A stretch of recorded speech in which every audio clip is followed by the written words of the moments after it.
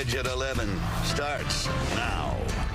It was a soggy night across Metro Detroit as rain fell for hours. And things are not going to get any better as we start the weekend. Get ready for some indoor activities. Weather Authority Stephanie Bead joins us with the forecast. Yeah, temperatures are going to begin to go down, and we are going to continue to see rain. So not necessarily the best evening, and at least to start the weekend, we do see more of that rain around too. Potentially maybe even some snow to wrap up your weekend. Temperatures right now mainly in the 50s. We topped out at 52. We hit that within the last hour or two. And we're not going to deviate too far off from that early tomorrow morning. Once we get into the morning hours, say around 9, 10 o'clock, that's when you start to feel some of that colder air arrive. 52 right now downtown, clearly seeing low-lying clouds. Also some rain as well, pretty much across the entire state of Michigan at the moment. There might be a little bit of light mixing closer to northern parts of the state. As a whole, though, everyone's seeing more of the liquid precip than anything else. We will eventually start to see that move out as we head through, say, early tomorrow afternoon, and then dry time between two systems here. So this is going to give us our first shot of some winter-like weather that we've seen here in a bit. The potential for a few scattered snow showers during the day on Sunday. Quick hitters, though, should be in and out of here to start the work week. Rain on top of what we have already seen. A lot of locations around 1/4 of an inch already on the ground, an additional 1/4 of an inch to around 1/2 an inch for some spots. So we could be wrapping up this event with around 3/4 of an inch to, in some spots, an inch of some rain. Temperatures in the low 50s overnight into early tomorrow. Lows will bottom out in the lower 50s, 52 tomorrow morning, and then we'll see those numbers cool through the afternoon. Wind conditions are going to be a big thing for us through this upcoming weekend. Tomorrow, directly out of the south early on. Those should shift as a cold front moves through, so notice out of the northwest, anywhere between 25 to 30 miles per hour, and we'll continue to see those at least wind conditions crank up through the day on Sunday, with wind conditions at around 35 miles per hour. So you'll notice that for sure during the day on Sunday. 40 degrees forecasted. High scattered snow showers will be around. Not anticipating a whole lot in terms of accumulation. A dusting, I think, for a lot of spots. And by Monday, we should be in the 50s. Extended forecast shows numbers returning to the 60s relatively quickly. We do spring ahead Saturday into early Sunday. We do that at 2 o'clock in the morning, Sunday morning. So keep that in mind. Otherwise, really nice rebound through next week. Few scattered shower chances heading through the middle part of next week with highs in the 60s. Jessica and Brandon. Thank you, Steph. Tonight, 2 fired Warren police officers have been charged relating to a violent arrest last summer. The questions remain tonight as to why the case was settled out of court for a large sum of money. Here's Fox 2's Dave Kinchin. Open the door now. The 2 Warren police officers seen in this body camera video in a violent struggle with a semi-truck driver in July of 2023 have now been arraigned for assault.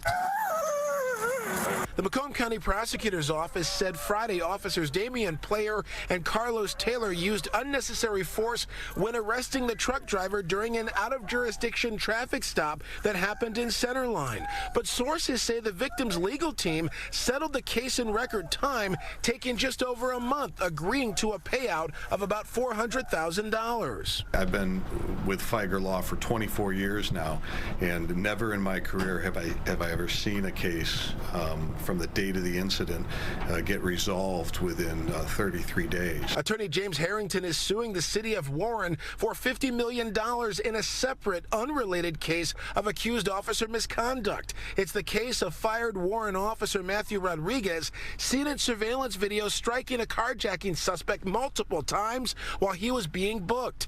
Harrington says something just doesn't add up when it comes to Warren PD. I think there's a lot of curious circumstances that have a lot of questions that are unanswered that I do think that Warren should be transparent and answer. Now terminated, Warren Police Commissioner Bill Dwyer sent Fox 2 a letter he originally sent to another media outlet about the Centerline case, saying the victim in this body camera video never filed a complaint against the department and that the city's legal department handled the settlement, not Warren Police.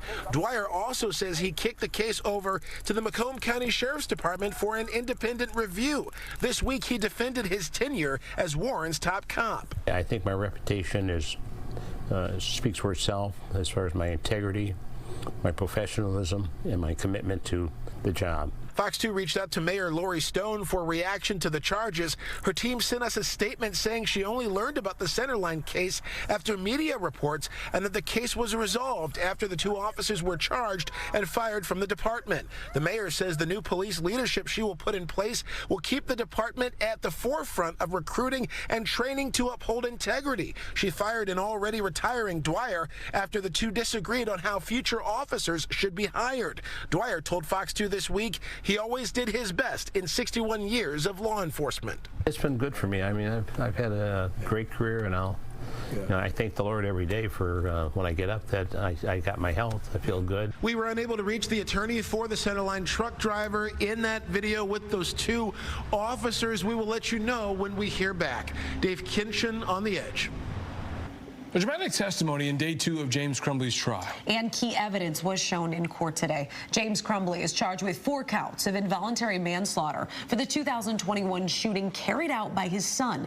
Crumbley appeared emotional at times during today's testimony. Among evidence shown today, a meeting with Oakland County deputies hours after the shooting happened. It's possible for me to have a word in my mouth. Yes, super dry, you know. I mean, Ethan's he's a perfect kid. Bullets were hidden in a completely different spot. Underneath some jeans. They were empty, the gun was empty.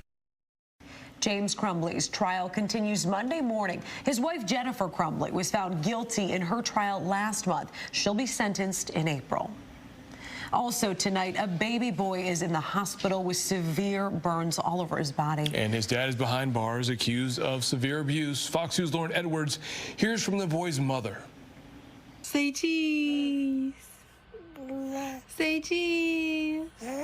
7-month-old Drakari Robinson Jr. loves to smile, says his mom, Desiree Foster. Say cheese.